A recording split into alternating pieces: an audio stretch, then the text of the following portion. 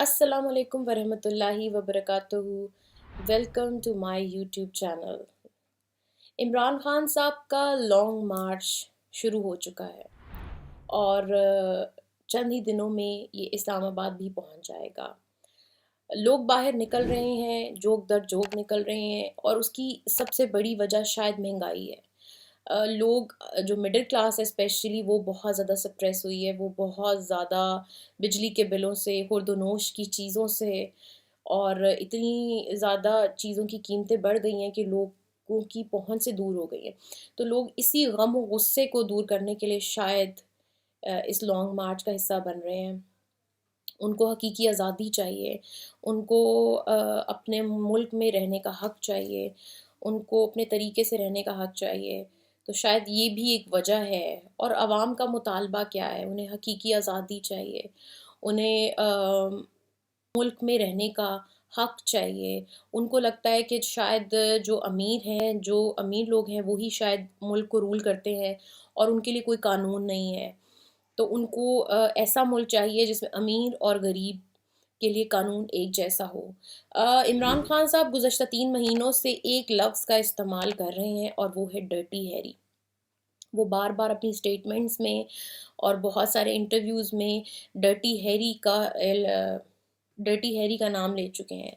اور انہوں نے باقاعدہ اپنی سٹیٹمنٹ میں یہ بھی کہا تھا کہ اسلام آباد میں ایک ڈرٹی ہیری ہے جو لوگوں پر تشدد کرتا ہے. اور پھر انہوں نے کہا تھا کہ ڈرٹی ہیری نے فیصل واڈا سے پریس کانفرنس کروائی. تو ڈرٹی ہیری کون ہے؟ آخر یہ ڈرٹی ہیری ہے کون؟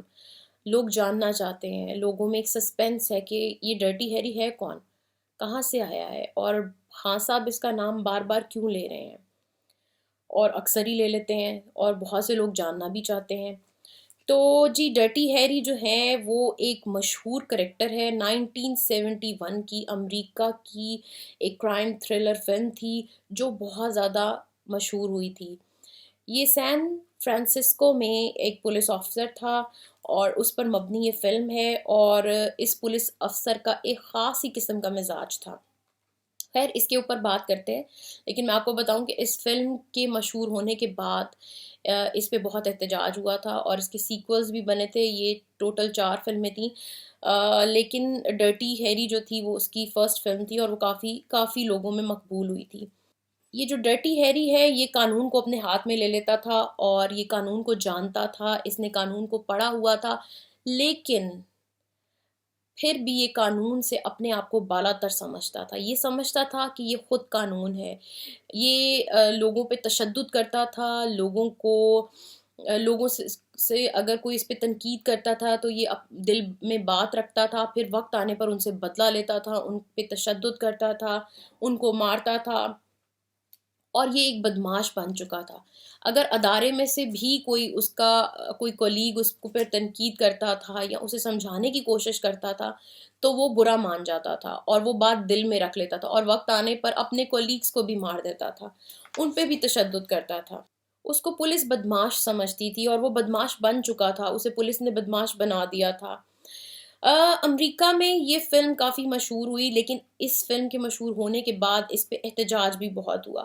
لوگ باہر آ کر پروٹیسٹ کر رہے تھے، کیونکہ ان کو لگتا تھا کہ جو امریکہ کے ادارے ہیں ان میں یہ جو پریکٹسز ہوتی ہیں جس پہ لوگوں پر ناحق تشدد کیا جاتا ہے، یہ بالکل غلط ہے، یہ چیز نہیں ہونی چاہیے. عمران خان صاحب آج کل یہ دعویٰ کر رہے ہیں کہ پاکستان میں بھی ڈرٹی ہیری والا ہی کام ہو رہا ہے. پاکستان میں بھی بہت سے ایسے ڈرٹی ہیری ہیں جو اپنے آپ کو قانون سے بالاتر سمجھتے ہیں. تو اب اس بات میں کتنا سچ ہے اور کتنا جھوٹ ہے، اس کے بارے میں آپ نے خود فیصلہ کرنا ہے. جنرلی ڈرٹی ہیری ان لوگوں کے لیے استعمال کیا جاتا ہے جو اپنے آپ کو قانون سے بالاتر سمجھتے ہیں، جو اپنے آپ کو خود قانون سمجھتے ہیں، اور جو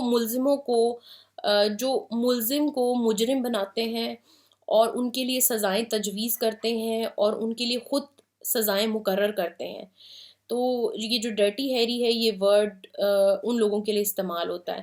اگر آپ چاہیں تو آپ گوگل کر کے بھی اس کے بارے میں سرچ کر سکتے ہیں.